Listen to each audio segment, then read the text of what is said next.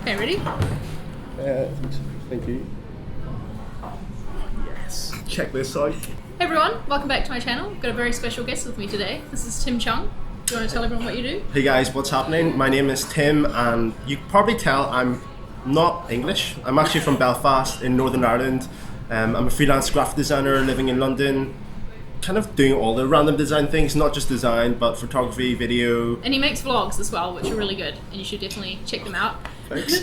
We're doing a collab today. Right now we're filming in Timby Yard, which is a awesome spot for cafe working in London.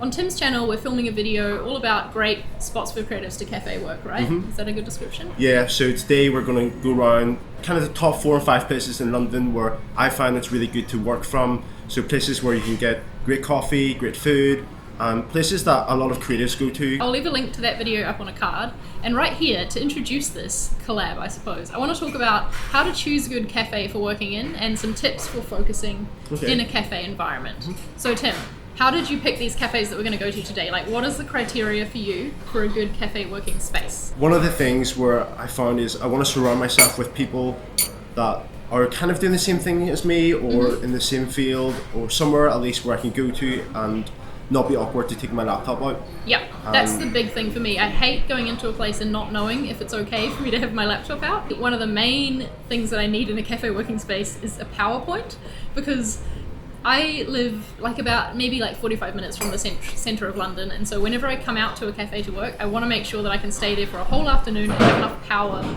to last me the whole afternoon. Interesting you said that though. Is that not important for you? Sometimes I work really well when I charge my laptop fully. Okay. And not bring a charger with me to go out and do because then work. you're forced to be super productive. Yeah, because I think interesting. As creatives, when you get a set amount of time to do something, you do it better. I do a lot of video editing, and video editing takes a lot of power off your computer. Yep. So when I go somewhere, I think, right, I have maybe an hour and a half at the most to edit. It needs to be done by then. A tip for focusing then in a cafe is to maybe have a set thing that you need to do. That's what I always do before I head out to cafe work. I don't just leave the house with no idea in mind of what I'm going to do.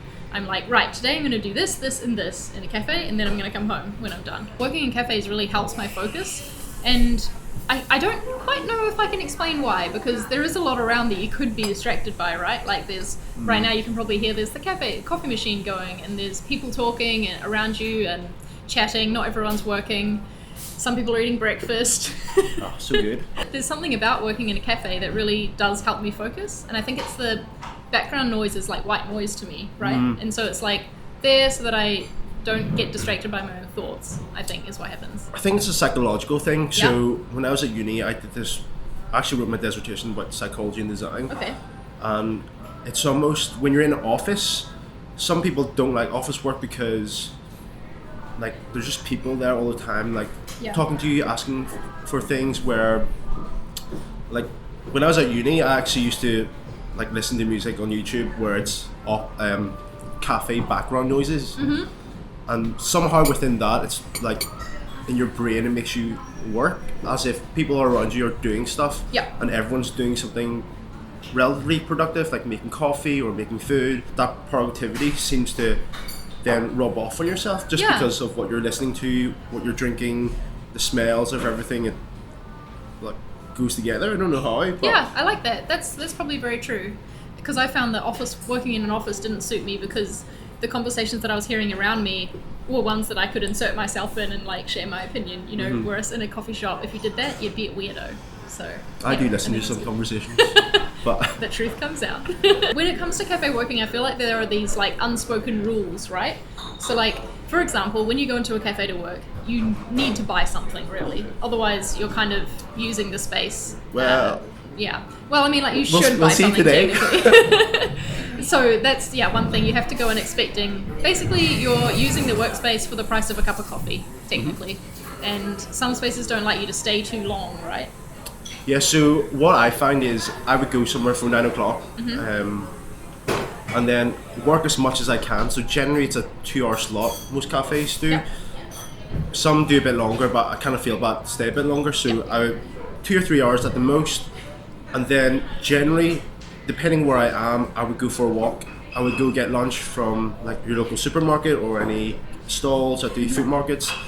But that 1 hour I spend outside, unless it's raining, but I spend outside, and just to, I like exploring places, but you get to see different things, you get to have some fresh air and just refresh your mind, because the difference between cafe working and office working is offices, a lot of people eat lunch on their desk, which is really bad for the mind, the soul. It's not a proper break.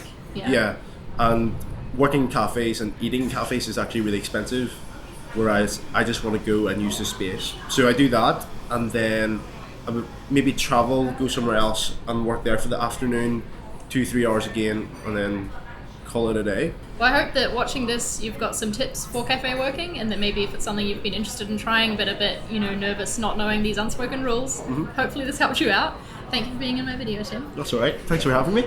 Make sure you go check out the video we're filming on Tim's channel today. It's bound to be one that is amazingly edited and beautiful, because I've watched others from the series and they're going to be great. So I'm excited to be in it.